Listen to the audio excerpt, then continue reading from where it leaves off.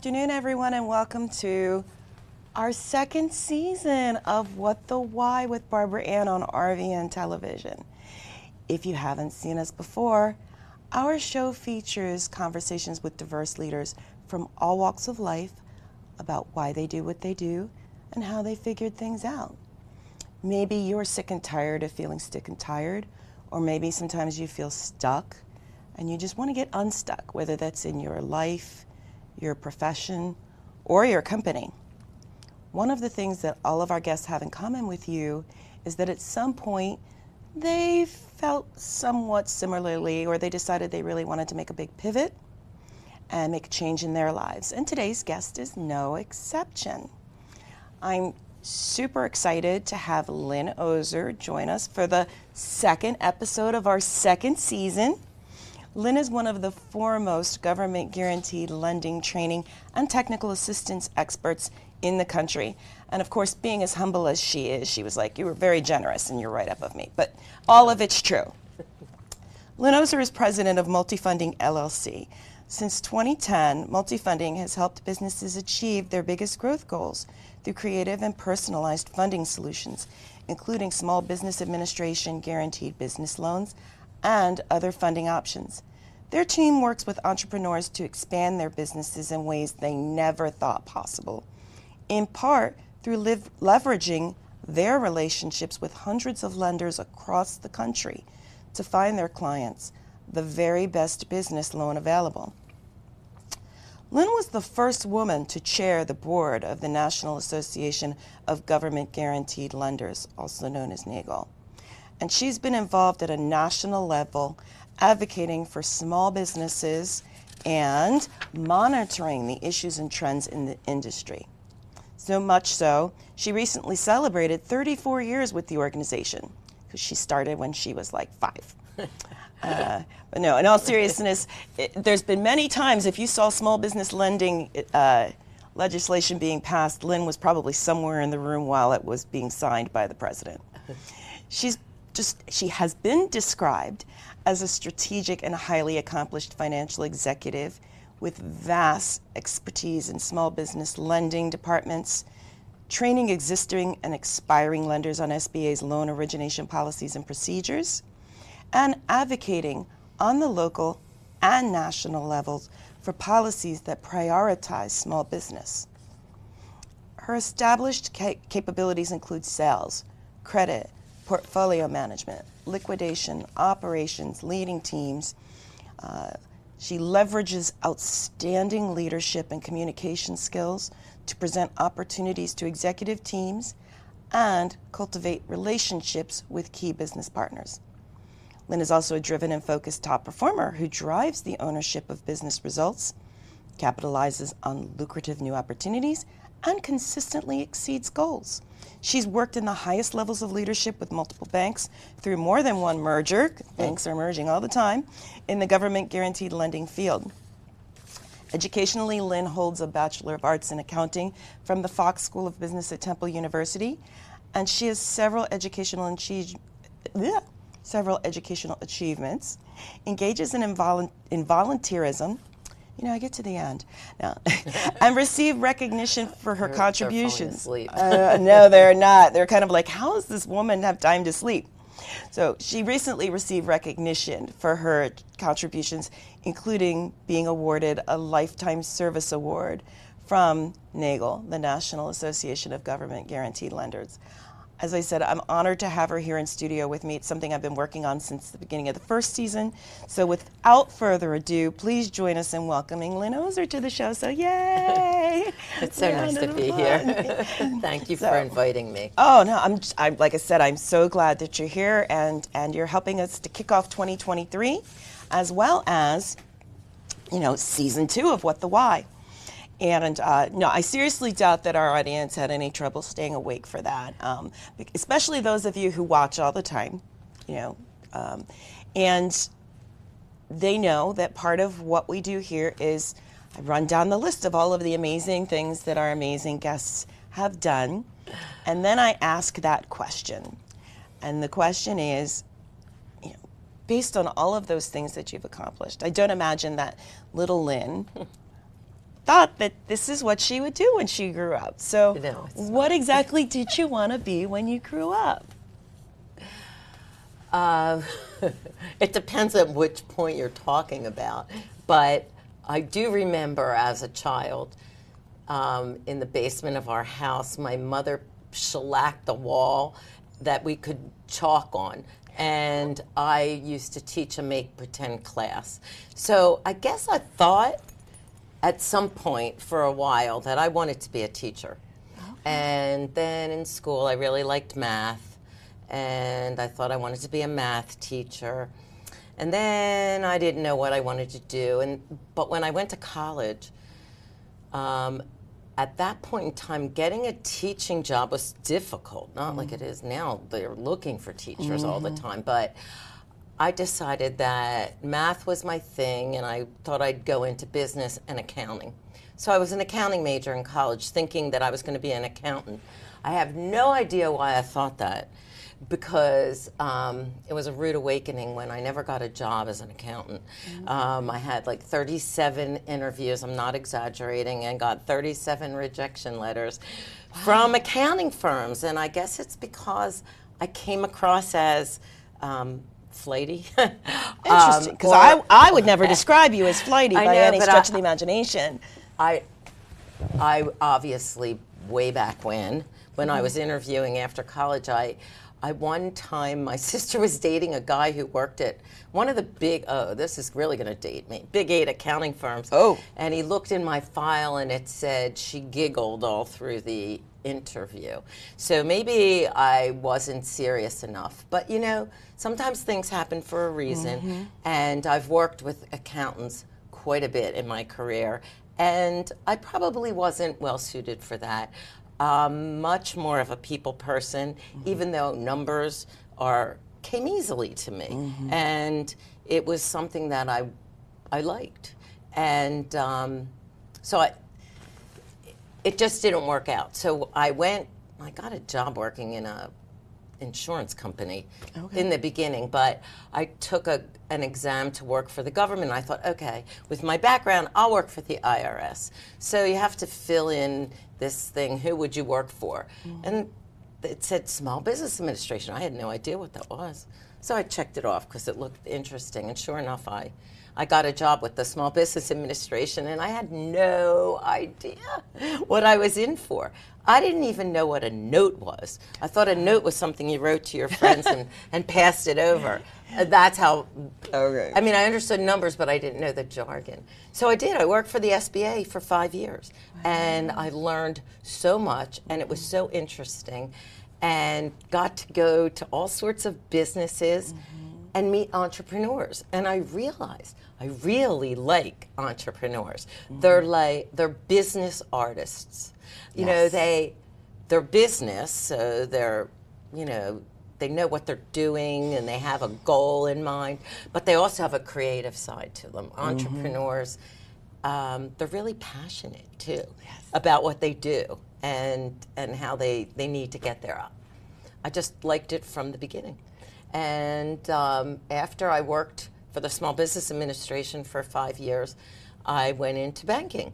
And I ran the SBA lending department in, I think it's like 9 different banks. Yeah. I think for 4 of them I sat in the same seat. I was going to say, because there was transition after transition after transition. They would buy this one and this one and this one, and it was pretty incredible. And for the longest time, you know, there was no issue. Every bank wanted SBA lending, and it wasn't until, I don't know, the next to the last bank that I worked for, when they got bought by BB&T, now Truist, their lending department didn't want our team, and then we ended up leaving and going somewhere else, and that was at the end. But otherwise, it had always been so easy to just transition, and I was fortunate enough, really fortunate enough, to work with a great team, and that just made my job even better.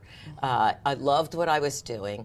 And because I was doing SBA lending and I had been there, I had really deep relationships with the people at the SBA. Even in the central office, some of those people had been there for a really long time.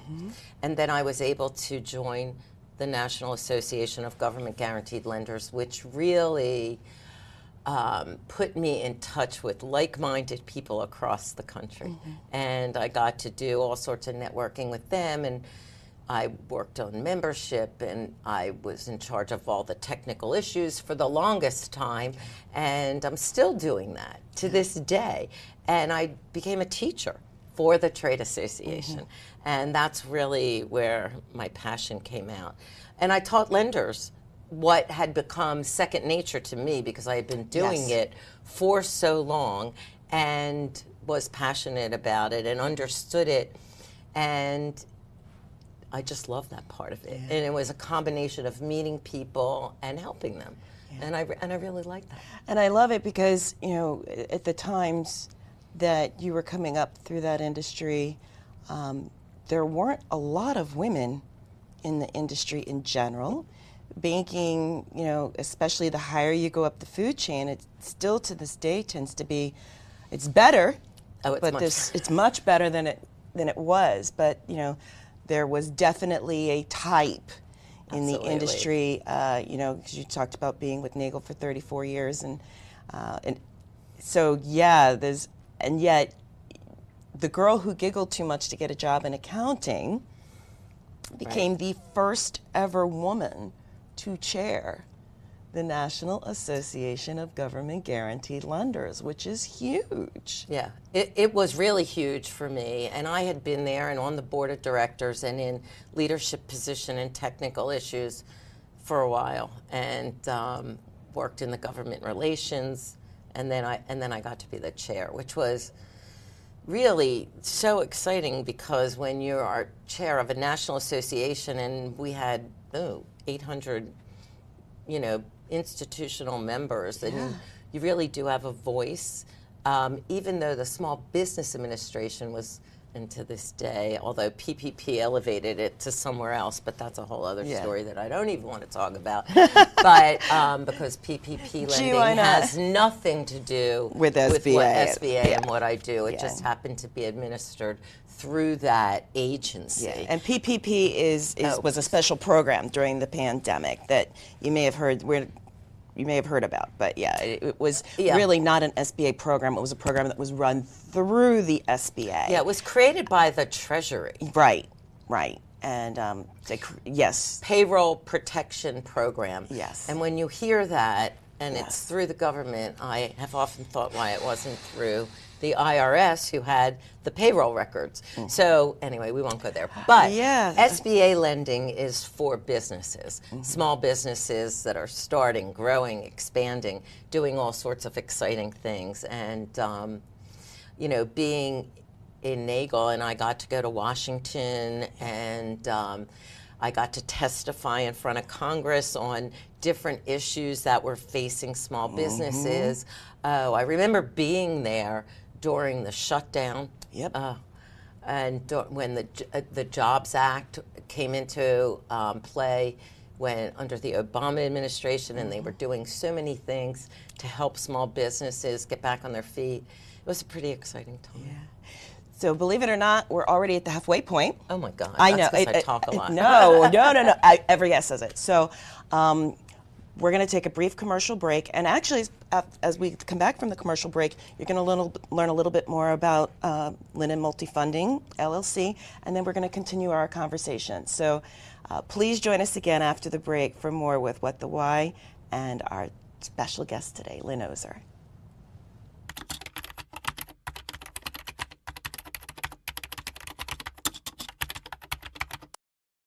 There's a story behind every business, and that's the fun part of what we do, is getting to hear the story and then finding the right lender for them. We're really good matchmakers, but we do all sorts of lending. The best lender for any business may not be in their backyard, and that's where we really come in handy. We have relationships with all different kinds of lenders across the country. Small businesses are the backbone of our country. They hire more people, they're more creative. You change people's lives. Welcome back to What the Why with Barbara Ann and today's very special guest, Lynn Ozer. What you just saw was a little promo about Multifunding LLC. the company for which Lynn is a president.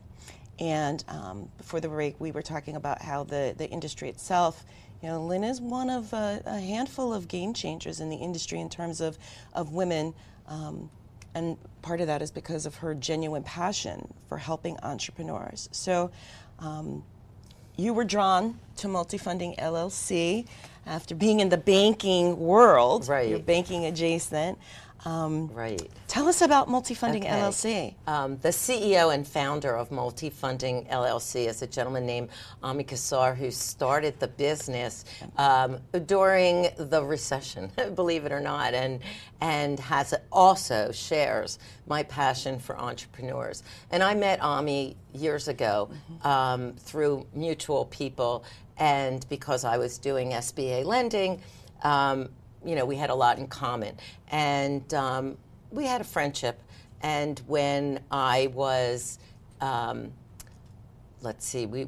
had a downsizing, and when I was looking for something else, I was thinking about going into starting another SBA lending department in various banks, which would have been the obvious thing to do, but it was like a light bulb went off because he was starting SBA Ignite, which is a division of Multifunding, and it is specifically for training entrepreneurs. Which is awesome. And training entrepreneurs in the benefits of government guaranteed lending. So it was like, it just meant to be, the timing was right. He has a very entrepreneurial organization, so different than banks, and it was just like, I just went, this is perfect. And I could leverage all of my training that I've done for lending across the country through NAGLE, and now flip it and work with the entrepreneurs. When I was a baby loan officer a million years ago, I spent so much more time with entrepreneurs than as you go through the ranks and you run a department, you get separated from the end user, so to speak. So the people that worked for me worked with the entrepreneurs, and to be back talking to them and feeling their passion just felt so right. So Multifunding meets with, trains, and helps small businesses find funding for whatever it is they need, whether it's startup expansion, buying other companies. We do a lot of business acquisitions. That's really okay. So that's I did really not know our that. specialty. Okay. And SBA has the perfect loan program for business acquisitions, and it's what it is helping the entrepreneur buy a cash flowing business where they may not have enough collateral. And that's usually the biggest problem, because when someone's selling their business, they're selling it, but there's goodwill that doesn't have any value to a bank without an SBA guarantee. So we do a lot of that. And certain banks want a certain amount down and others take a minimal amount down.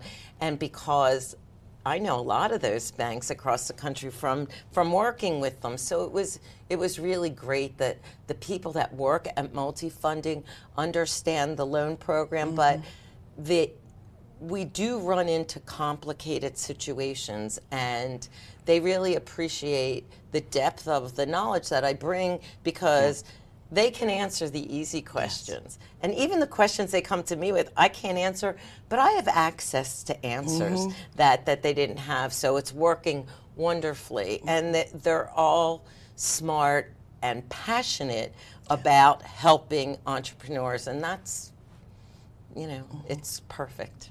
So, and you can tell, I mean, the way that you talk about it is something that you're so passionate about. But I imagine there was still a little bit of it took some courage to make that kind of change, to go from, I mean, granted, the banking industry is its own level of volatility, but you really did make a big change in terms of how you were going to be approaching things. Right. And, sometimes in life it's timing. The timing was absolutely right. I spent time at Multifunding literally in the office, and not that many people were there. They came and went. Wow, And I really was still interviewing with banks. Okay. And the stark contrast between who they were talking to on the phone and who I was, communicating with, I realized that, it's time to go back to your roots. And it's kind of like it was time for my career to go full circle and go back to working with the entrepreneur themselves and getting them where they need to go. So we work with the entrepreneurs and we don't charge them. We get paid by the banks who make the loans to these borrowers. So it's wonderful. I mean, obviously, these entrepreneurs are looking for money. They're not looking for ways to spend more money. They're looking to finance their growth. So it's really, we provide a really essential service. The Small Business Administration can be tricky with a lot of its rules, but when you understand it, you can make that seem like smooth sailing for the people that we work with. So we work with banks that know what they're doing, and we know what we're doing. So hopefully the entrepreneur is having a very good experience. Yes. I used to joke that if the SBA rules, while they're not rocket science, there's still a lot of them, and it's a lot to navigate. There's a lot, that's right. And it is very dot your I, cross your T's, attention to detail. And someone with your level of knowledge of how that system works really does often make a difference between whether somebody gets approved and doesn't get approved, and understands as well, and also succeeds in general. And so I know I got to participate in one of the classes that you did in December that was available for no cost to the entrepreneurs.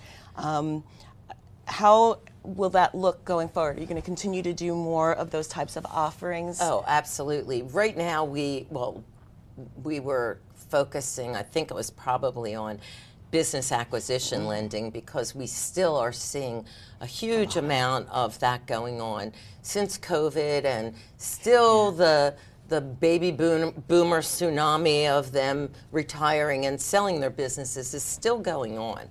And this is just such a good match. So we're doing a lot of that. Yeah, we try to see what the needs are and do training that makes sense. I train on a monthly basis business brokers who are selling their businesses so that they know what's out there when they find a buyer, and that's been really helpful. I have a special program for that.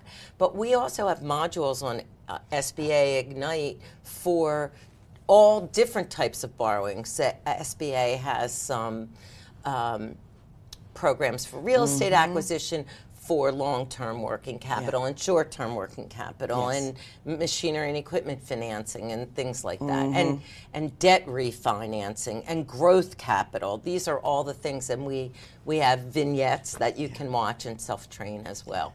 Now, there are tons of entrepreneurs out there. Some of them are probably watching right now, because entrepreneurism is definitely a huge pivot that a lot of people are doing now. We see it a lot. That's right. So what some suggestions that you can give, 2 or 3 suggestions that you can give to some of these entrepreneurs that don't necessarily know where to start? Okay, that's a really good question. Entrepreneurs, some of them know about business, but that's the thing that I always found interesting. There are so many entrepreneurs that know their craft, their trade, their service, but they really don't know that much about business. So I would suggest that they find an accountant to work with that can help them, and maybe an attorney, but an accountant that will help them with that. But the Small Business Administration still has some pre-business workshops. The Small Business Development Centers have that, and then companies like Multifunding that put on training and help you to figure out what it is that you need. If you've already worked in an industry, maybe you're looking to buy that kind of a business, and we can help with that. If you really need help learning business, we can make suggestions to where you go, and also the Small Business Administration will point you in those directions. But the one thing that I would say is you need to be as passionate as you can, because it's going it's like having another child when you have a business, and it needs all your time and attention. Yes. So that's the one thing. But you know, you do need to have decent credit. You have to have handled your personal credit properly. Yeah. That, you know, explainable credit is fine with the Small Business Administration, Yes. but you need to do that. And it would be good if you had your own money to put into the project. SBA doesn't require it in all situations, but if you're in a startup or you're buying another business, you do have to have at least 10%. Yeah, what in we call cash. skin in the game. Skin You in need the to have game, skin in the game. Exactly. That's really what they're looking for. And of course, you know, expertise. And if you don't have business expertise, then what they want you to do is surround yourself with someone who does. So you can be, you know, the best widget manufacturer in the world as long as you have somebody else in there helping you, and that's what you need. Yep. So those are real basic things, but it's stuff that you need. And if you're beyond that and you know what you want, multi-funding can help with what you need to put together to present to a bank. And I think that's one of the biggest, you know, things that we offer is we tell that's you. Huge. We tell you what financial information you need. We tell you. And we also have resources that will help you write a business plan or even review your business plan. So those are things that we can do for you because we're a full service advisory firm. And those things are invaluable to someone who's getting started. Right. So believe it or not, we're at time. So if somebody wants to reach out to you for all of these different wonderful things you talked about in terms of how to get started, because if you're going to have a successful business, you have to build it on a strong foundation. That's right. What's the best way to reach you? Oh, you can reach me at Ozer, Lozer, at multifunding.com. And I will be thrilled to set up a time to talk with you or just correspond with you. Awesome. You can also Google her. You will see countless items of information, but for those of you who are on LinkedIn, you can find her there. And Multifunding has a strong social media presence. We do. Multifunding is on Facebook, LinkedIn, Instagram, and you can find us there. So thank you so Thank much. you so much. I really appreciate it. Yeah, Thanks. I really appreciate it. What is the best way for people to contact? I already asked you that. Never mind. I got distracted because there's a phone ringing, I don't even know whose it is. Anyway, well, maybe we'll edit that part out. Maybe we won't. I don't know. Maybe it'll make a gag reel on TikTok. Either way, now that we are into 2023 and season 2, we have some additional inspiring guests coming up, including Meredith Bell, the heart-centered connector and president and co-founder of Grow Strong Leaders, organizational change consultant Belle Walker, and Joanne Morton, positive energy artist and owner of Magic Passion Love Art, and many more, including some guys. I really do have some guys coming up, and others. So please believe me when I say you don't want to miss what any of our upcoming guests have to say about their journeys. As a reminder, What the Why, even in season 2, will continue to air on Tuesdays and Thursdays at 1 p.m. Eastern Time, and on Mondays at 3:30 p.m. Eastern Time, and is also available on demand and on Roku, and coming soon to some additional platforms in 2023. And please remember, whether you're looking to make changes in your life or career, no matter how big or small, please tune in for more informative, inspirational, inspiring, and educational conversations with guests such as Lynn Ozer and others who wanted to make changes and overcame maybe the fears, the challenges, the obstacles, the gender issues in the industry that they were in. And they did so, they found their purpose, and they are living it.